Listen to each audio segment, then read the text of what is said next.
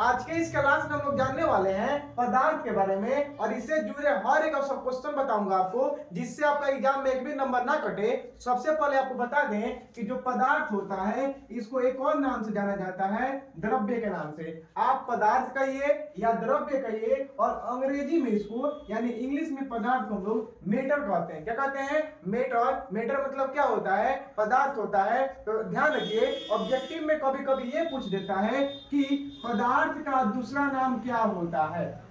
Objective के लिए बता रहे हैं, ऑब्जेक्टिव में पूछता है पदार्थ का दूसरा नाम क्या होता है। 4 ऑप्शन दे देगा और उसी में से एक द्रव्य दे देगा। तो ध्यान रखिएगा, पदार्थ का ही दूसरा नाम होता है द्रव्य। ये बहुत सारे बच्चे मिस कर जाते हैं, तो आपको मिस करना नहीं है। तो आपको तो एक नंबर यहाँ पे बता दिए, ऑब्जेक्टिव के लिए क्वेश्चन बता दिए कि पदार्थ का दूसरा नाम द्रव्य होता है। अब आपको चलिए बताते हैं कि आखिर में पदार्थ क्या होता है और पदार्थ किसे कहते हैं, पदार्थ के कितने प्रकार होते हैं। तो चलिए आपको डिफिनेशन से बताते हैं। देखिए दोस्तों, पदार्थ आप लोग उसे कहिएगा, मान लीजिए ये मार्कर है, सबसे पहले लिख दे, मान लीजिए सबसे पहले लिख के आपको बताते हैं। देखिए पदार्थ या द्रव्य, पदार्थ या द्रव्य। तो देखिए इसका डिफिनेशन होता है जिसमें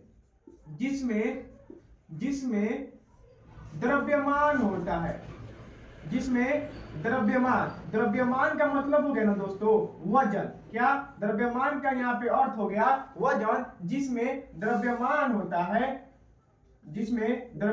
होता है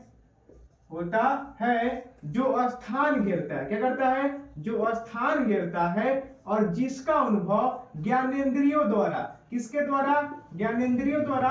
अब आपको यहाँ पे कंफ्यूज हो गए होंगे कि आखिर में ज्ञानेंद्रिया क्या होती है। तो देखिए हमारे ज्ञानेंद्रिया हमारे पास 5 है। कितना है? 5 है। पहल का जो ज्ञानेंद्रिय है, नाक, कान, आँख, जीभ और क्या? त्वचा। इन्हीं 5 को हम लोग बोलते हैं ज्ञानेंद्रिय बोलते हैं। क्या बोलते हैं? ज्ञानेंद्रिय बोलते हैं। क्या बताए हैं डिफिनेशन? जिसमें द्रव्यमान होता है, जो स्थान घेरता है, और जिसका अनुभव हम लोग किसके द्वारा? ज्ञानेंद्रियों द्वारा करते हैं। ज्ञानेंद्रियों द्वारा करते हैं, तो उसे पदार्थ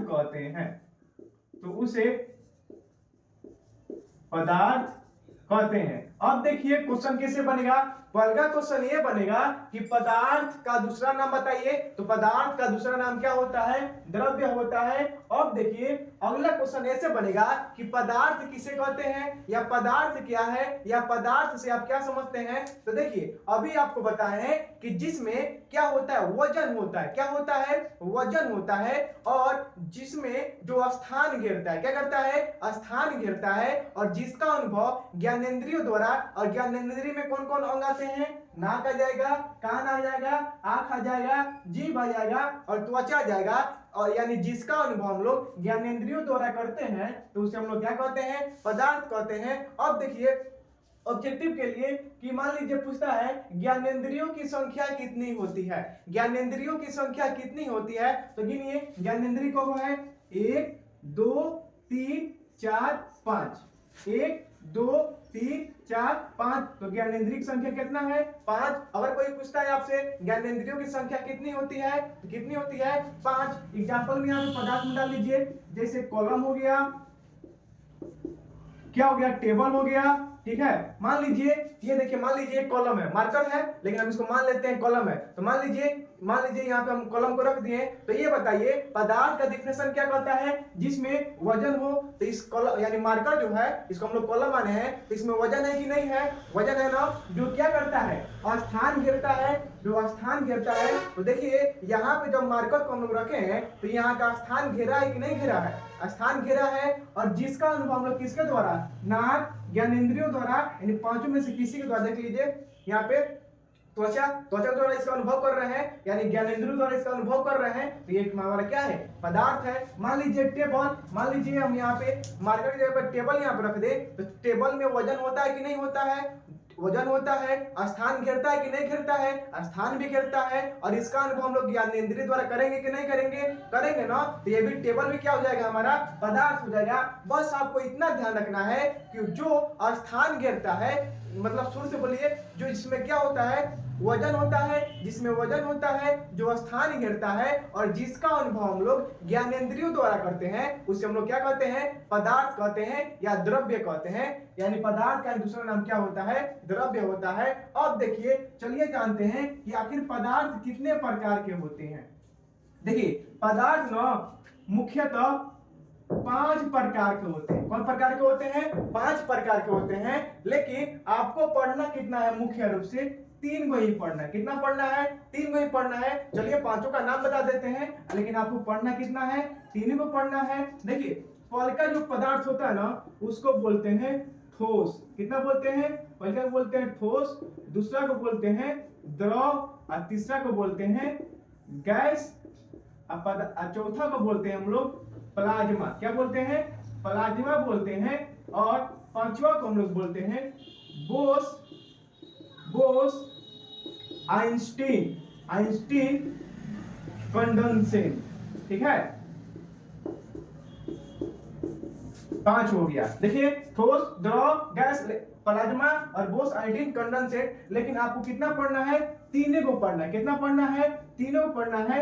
ठोस, द्रव, गैस, ठोस, द्रव, गैस। अगर आपको ऑब्जेक्टिव में पूछता है पदार्थ मुख्यतः, अगर उसमें पूछ देता है कि मुख्यतः पूछ देता है पदार्थ मुख्यतः कितने प्रकार के होते हैं, तो आप टिक लगाइएगा 5 पर। कितना पे, 5 पे। लेकिन अगर ऐसे ही पूछ देता है पदार्थ कितने प्रकार के होते हैं, तो आप टिक लगाइएगा 3 पर। अगर मुख्यतः पूछ देगा तो मुख्यतः में 5 पे टिक लगाइएगा। लेकिन अगर ऐसे ही पूछ देता है पदार्थ कितने प्रकार के होते हैं, तो 3 पे टिक लगाइएगा। कौन, ठोस, द्रव, गैस। अब चलिए ये जानते हैं कि ठोस किसे कहते हैं, द्रव किसे कहते हैं, और गैस किसे कहते हैं। तो देखिए, जिस पदार्थ का आकार और आयतन, जिस पदार्थ का आकार और आयतन दोनों निश्चित होता है, क्या होता है, दोनों निश्चित होता है, तो उसे हम लोग ठोस कहते हैं। अब एग्जाम्पल बताएंगे आपको। जिस पदार्थ का आकार और आयतन दोनों निश्चित होता है, उसे हम लोग ठोस पदार्थ कहते हैं। जिस पदार्थ का आकार अनिश्चित और आयतन निश्चित होता है, तो उसे हम लोग क्या कहते हैं, द्रव कहते हैं। क्या कहते हैं, द्रव कहते हैं। क्या बोलिएगा, देखिए, ठोस अगर कोई पूछता है कि ठोस पदार्थ किसे कहते हैं, तो आप बोल सकते हैं वैसा पदार्थ जिसका आकार और आयतन दोनों निश्चित होता है, उससे हम लोग क्या कहते हैं, ठोस पदार्थ कहते हैं। एग्जाम्पल के लिए लीजिए, ईंट ले लीजिए, पत्थर ले लीजिए, ठीक है, टेबल ले लीजिए, ठीक है, मतलब, और ये मतलब यहाँ पे हो जाएगा, कॉलम भी हो जाएगा, मतलब जो आपको लेना है ले सकते हैं, ठीक है। तो इत्यादि यहाँ पे डाल लीजिए, ईंट, पत्थर, कलम, टेबल इत्यादि, ठीक है। बाल्टी वल्टी सब हो जाएगा। मतलब जिसका आकार और आयतन दोनों निश्चित होता है, वह सब किसमें आता है, ठोस में। अब देखिए, द्रव में जिस पदार्थ का आकार अनिश्चित और आयतन क्या होता है, निश्चित होता है, उसे द्रव कहते हैं। जैसे जल ले लीजिए, और क्या लीजिए, जूस ले लीजिए, शरबत ले लीजिए इत्यादि, ठीक है। अब देखिए, ये हो गया ठोस, हो गया, ये द्रव हो गया। और गैस क्या होता है दोस्तों, गैस जो होता है, इसका आकार और आयतन दोनों क्या होता है, अनिश्चित होता है, उसे हम लोग क्या कहते हैं, गैस कहते हैं।